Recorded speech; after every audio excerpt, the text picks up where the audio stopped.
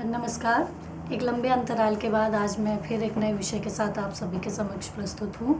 मेरी अब तक की सभी वीडियोस को आपने पसंद किया, इसके लिए बहुत बहुत धन्यवाद। और मेरी वीडियोस से आपके परीक्षा परिणाम पर सकारात्मक असर पड़ा, ये मुझे आपके कमेंट से पता चला, उसके लिए भी बहुत बहुत धन्यवाद। आज मैं जिस विषय पर आपसे बात करना चाहती हूँ वो विषय है संपर्क भाषा। संपर्क भाषा में दो शब्द ध्यान देने योग्य हैं, एक है संपर्क और एक है भाषा। भाषा के विषय में आप सभी जानते ही हैं। भाषा जैसे कि जो हम बोलते हैं उसे हम भाषा कहते हैं, लिखते हैं उसे भाषा कहते हैं। तो भाषा एक व्यापक संरचना है।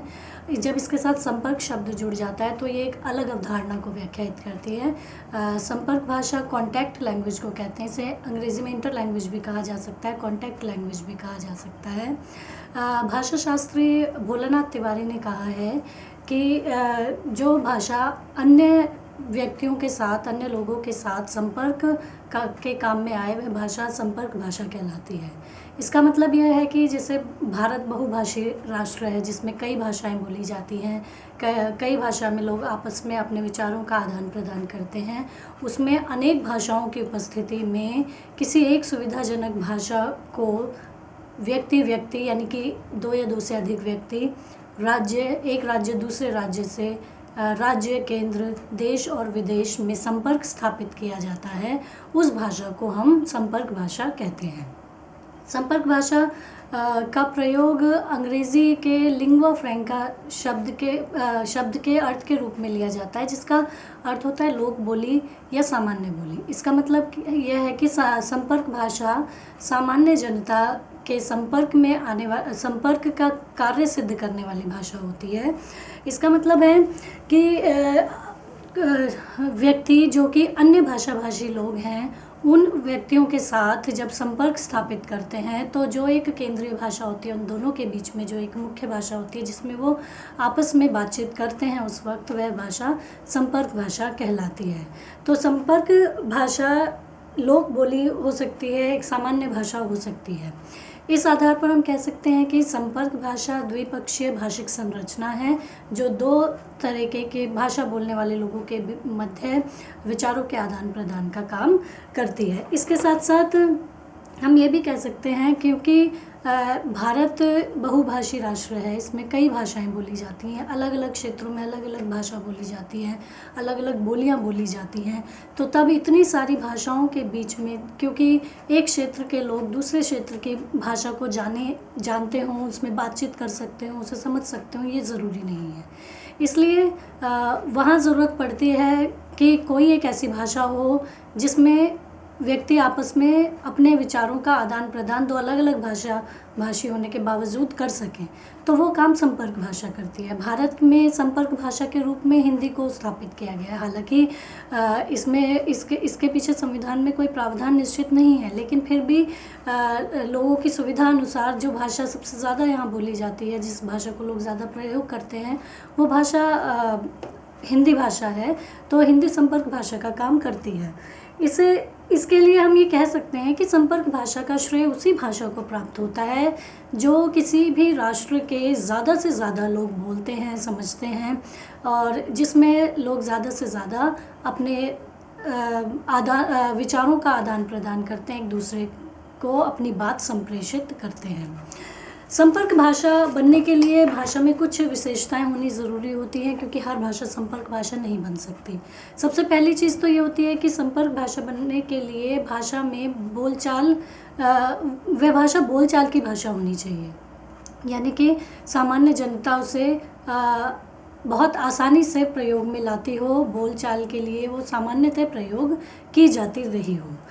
दूसरी विशेषता इसकी ये होती है कि संपर्क भाषा क्योंकि सामान्य जन की भाषा होती है, तो इसमें पारिभाषिक शब्दावली, तकनीकी शब्दावली, वैज्ञानिक शब्दावली का प्रयोग अपेक्षाकृत कम होता है, और जहाँ होता है वहाँ कोई एक निश्चित उद्देश्य रहा होता है, इसलिए इन शब्दों का प्रयोग किया जाता है। वरना अगर हम संपर्क भाषा में पारिभाषिक शब्दों को या तकनीकी शब्दों को या फिर वैज्ञानिक शब्दों का प्रयोग लगातार करते रहेंगे तो वो भाषा थोड़ी सी क्लिष्ट हो जाएगी, कठिन हो जाएगी, जिसे समझ पाना हर किसी के लिए आसान नहीं होगा। तीसरी बात ये होती है कि संविधान में क्योंकि संपर्क भाषा को लेकर कोई प्रावधान निश्चित नहीं है, तो इसलिए संपर्क भाषा पर कोई कानूनी बाध्यता नहीं है। और ये भी ज़रूरी नहीं है कि हर किसी के लिए संपर्क भाषा एक ही भाषा होगी। जैसे कि मैंने अभी थोड़ी देर पहले हिंदी की बात की थी, तो ये कोई ज़रूरी नहीं है कि हिंदी ही संपर्क भाषा है। हिंदी के अलावा भी अगर कुछ लोग एक दूसरे से संपर्क स्थापित करने के लिए किसी और भाषा का प्रयोग कर रहे हैं और वहाँ संपर्क स्थापित हो भी रहा है भाषा के माध्यम से, तो वो वहाँ की संपर्क भाषा होगी। तो क्योंकि कानूनी मान्यता किसी भाषा को नहीं मिली हुई है, तो इसलिए ये भी निश्चित नहीं है कि कौन सी भाषा संपर्क भाषा होगी। तो ये कहा जा सकता है कि जिस भी भाषा में संपर्क स्थापित होता है वह भाषा संपर्क भाषा कहलाती है। संपर्क भाषा स्वाभाविक ढंग से विकसित होती है, उसके लिए कोई प्रक्रिया नहीं है, अपने आप ही स्वतः ही वह भाषा संपर्क भाषा बन जाती है। अगली बात यह है कि संपर्क भाषा भाषिक, सामाजिक और सांस्कृतिक आदान प्रदान का एक सेतु भी बनती है। यानी कि दो अलग अलग भाषी क्षेत्रों के लोग जब आपस में किसी एक भाषा में संपर्क स्थापित करते हैं, तो उन दोनों ही भाषाओं की भाषिक संरचना, उसके सामाजिक आदान प्रदान और सांस्कृतिक आदान प्रदान अपने आप ही हो जाता है। संपर्क भाषा परिस्थिति के अनुसार, सुविधा के अनुसार सामान्य जनता अपने हिसाब से करती है। तो इसके लिए कोई नियम नहीं बने हुए हैं। लेकिन जब हम किसी संपर्क भाषा का प्रयोग राज्य के स्तर पर, केंद्र के स्तर पर या सरकारों के स्तर पर करते हैं, तब उसमें कुछ क्या कहते हैं, कानूनी बंधन होते हैं। तो वहाँ संपर्क भाषा का एक स्टैंडर्ड भी होता है। वह उस लेवल की संपर्क भाषा नहीं होगी जो सामान्य जन आपस में बातचीत करने के लिए या आपस में संपर्क स्थापित करने के लिए प्रयोग करते हैं। जैसे कि मैंने अभी थोड़ी देर पहले वो कहा था कि उसमें पारिभाषिक शब्दावली या वैज्ञानिक तकनीकी शब्दावली का प्रयोग नहीं किया जाता। तो जब ये राज्यों, केंद्रों और देश विदेश से संबंधित हो जाती है, तब यहाँ पर इन शब्दों का प्रयोग किया जाता है, क्योंकि यहाँ पर एक विशेष प्रयोजन के लिए संपर्क भाषा का प्रयोग किया गया होता है। तो जब हम सामान्य तौर पर संपर्क भाषा का प्रयोग करते हैं, तो यहाँ शब्दावली भी सामान्य होनी चाहिए, आसान होनी चाहिए।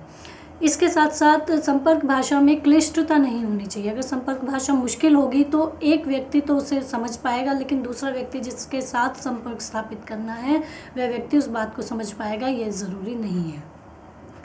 अगली बात यह है कि संपर्क भाषा का जो उद्देश्य होता है वो विचारों को संप्रेषित करना होता है। तो संपर्क भाषा में ये क्षमता होनी चाहिए कि वह सभी बातों को, जो भी बात की जा रही है, उन बातों को उन्हीं अर्थों में दूसरे व्यक्ति तक संप्रेषित कर सके। इसके साथ साथ क्योंकि जब सामान्य जनता संपर्क भाषा का प्रयोग करती है, तो वह भाषा सुविधाजनक भाषा होती है, अपने आप निश्चित की गई भाषा होती है। तो ये व्याकरण के नियमों से बंधी हुई नहीं होती है। यानी कि अगर व्याकरण सम्मत भाषा होगी तो दूसरा भाषा बोलने वाला व्यक्ति उस व्याकरण को समझता होगा, ये थोड़ा मतलब ये ज़रूरी नहीं है। तो इसलिए व्याकरणिक दोष इसमें पाए जा सकते हैं। इसमें दूसरी भाषाओं के मिले जुले शब्दों का प्रयोग हो सकता है, क्योंकि यहाँ पर अपनी बात को समझाना होता है, संपर्क स्थापित करना होता है, तो दूसरी भाषा के शब्द भी इसमें स्वतः ही सम्मिलित हो जाते हैं। जब हम बात करते हैं कि हिंदी संपर्क भाषा, भारत की संपर्क भाषा हिंदी है, तो हम ये पाएंगे कि ये चीज़ कोई अभी निश्चित की गई चीज़ नहीं है। राष्ट्रीय आंदोलन के दौर में जब गांधी जी भाषा समस्या पर बात कर रहे थे, तब संपर्क भाषा के रूप में इसे उन्होंने भी स्वीकार किया था कि हिंदी ही वह भाषा है जिससे संपूर्ण भारत में संपर्क स्थापित किया जा सकता है। गांधी जी की भाषा समस्या शीर्षक से एक लेख है रामविलास शर्मा का, जिसमें उन्होंने स्वतंत्रता संग्राम के दौर में भाषा समस्या पर, भारत की भाषा समस्या पर विचार व्यक्त किए हैं गांधी जी ने अपने।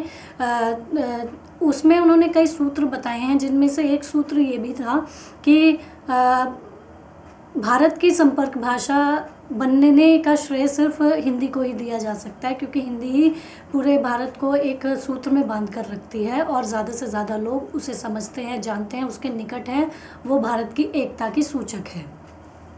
भारत की संस्कृति को रिप्रेजेंट करती है। तो संपर्क भाषा के रूप में गांधी जी ने भी हिंदी को स्वीकार किया था।